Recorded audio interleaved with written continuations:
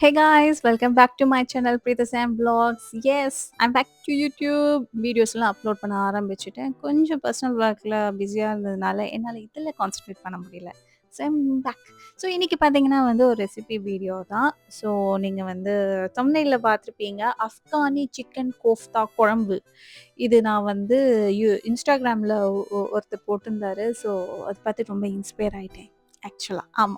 So அதுதான் வந்து try பண்ணேன். ஸோ அந்த ட்ரை பண்ண ரெசிபிய தான் இப்போ நான் வீடியோவா உங்களுக்கு நான் காமிக்க போறேன். ஸோ ஃபர்ஸ்ட்டு என்னைக்கு இது செஞ்சேன்னா வந்து சண்டே மார்னிங் பிரேக்ஃபாஸ்ட்டுக்கு செஞ்சேன். புதுசா ஏதாவது தோசைக்கு தொட்டுக்கலாமே அப்படின்னு சொல்லிட்டு, அ இந்த ரெசிபிய நான் வந்து பண்ண ஆரம்பிச்சேன். ஸோ இன்ஸ்டாமார்ட்ல வந்துட்டு எல்லாத்தையுமே ஆர்டர் பண்ணிட்டேன். சிக்கனு, தக்காளி எல்லாமே ஆர்டர் பண்ணி ரெடி பண்ணி வச்சுட்டேன்.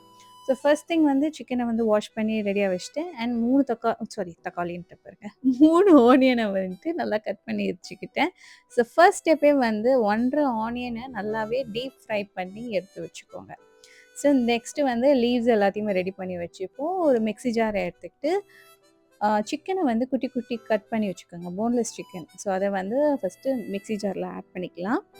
அதுக்கப்புறம் பார்த்தீங்கன்னா வந்துட்டு mint leaves and handful of mint leaves and handful of கொத்தமல்லி லீவ்ஸையும் வந்து ஆட் பண்ணிட்டு, நெக்ஸ்ட்டு வந்து ஒரு டேபிள் ஸ்பூன் ஃபுல்லா நெய் சேர்த்துக்கோங்க. தென் 2 பச்சை மிளகா சேர்த்துக்கிட்டு, 1 டேபிள் ஸ்பூன் ஆஃப் பெப்பரையும் சேர்த்துட்டு, கொஞ்சம் கேஷ்யூஸ், அப்புறமா நம்ம டேஸ்ட்க்கு ஏத்த மாதிரியான சால்ட்டையும் நம்ம ஆட் பண்ணிட்டு, தென் ஃப்ரை பண்ணி வச்சிருந்த ஆனியனையும் இப்போ நம்ம ஆட் பண்ணிட்டு, தென் எக் இதையும் நம்ம ஆட் பண்ணலாம். இது வந்து ஆப்ஷனல் தான். யூ கேன் அவாய்ட் பண்ணுங்க. பட் நான் ஆட் பண்ணியிருக்கேன். ஸோ நல்லா மிக்ஸ் ஆகுறதுக்காக. தென் ஒரு ஸ்லைஸ் பிரெட்டையும் போட்டு நல்லா மிக்ஸ் பண்ணி பேஸ்ட்டா எடுத்து வச்சுக்கோங்க. தென் பணியாரக்கல் யூஸ் பண்ணி நான் வந்து கோஃப்தாவ ரெடி பண்ண போறேன். ஸோ நம்ம அந்த அரைச்சு வச்சிருந்த பேஸ்ட்டை வந்து பணியாரக்கல்ல கொஞ்சம் கொஞ்சமா எடுத்து நல்லா ரவுண்டா ஃப்ரை பண்ணி எடுத்துக்கலாம். இதில நான் பண்ண தப்பு என்ன அப்படின்னு நான் சொல்றேன். இதில நம்ம வந்து எக் ஆட் பண்ணியிருக்கனால சீக்கிரமா ஃப்ரை ஆயிடும். ஸோ நல்லா ஸ்லோ ஃப்ளேம்ல வச்சு பார்த்து நம்ம வந்து ஃப்ரை பண்ணணும். நான் வந்து இது ஃபர்ஸ்ட் டைம் ட்ரை பண்ணதுனால கொஞ்சம் சொதப்பிட்டேன். ஸோ இத வந்து நீங்க அவாய்ட் பண்ணிக்கோங்க. கோஃப்தா ரெடி பண்ணும்போது. ஸோ கோஃப்தா இப்போ வந்து நல்லா ரெடி ஆயாச்சு. ஸோ அத நான் வந்து தனியா ஒரு பிளேட்ல மாத்தி வச்சுக்கிறேன்.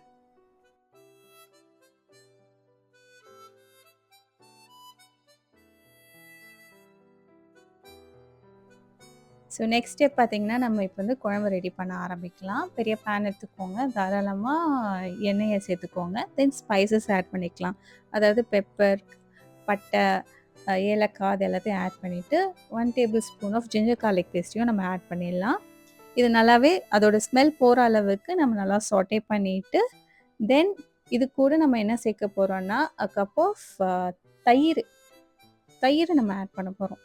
தயிரையும் ஆட் பண்ணிட்டு, நல்லா மிக்ஸ் பண்ணிட்டு, இது வந்து பார்த்தீங்கன்னா, கேஷ்யூ பேஸ்ட்டையும் நம்ம வந்து ரெடி பண்ணி வச்சிருக்கணும். முன்னாடியே ரெடி பண்ணி வச்சுட்டு, அதையும் இப்போ நம்ம சேர்த்து நல்லா சாட்டே பண்ண ஆரம்பிப்போம்.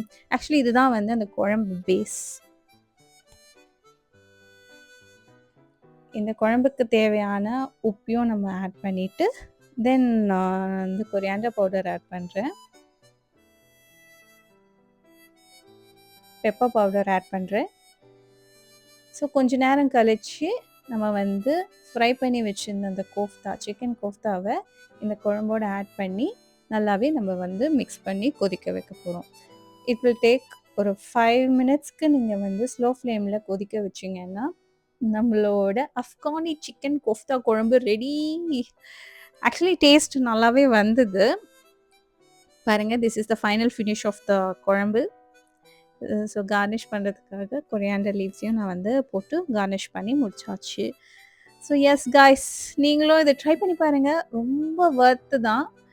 தோசையோடு நான் சாப்பிட்டேன்னு சொன்னேன்ல, எஸ் தோசையும் செஞ்சுட்டு முறுமுறு தோசையோடு இந்த சிக்கன் கோஃப்தாவும் வச்சு நல்லா ஃபில்லிங்காக இருந்தது. யூ கைஸ் மஸ்ட் ட்ரை பண்ணி பார்த்துட்டு எப்படி வந்துச்சுன்னு சொல்லுங்கள். Okay guys, see you in the next video. Thank you and bye.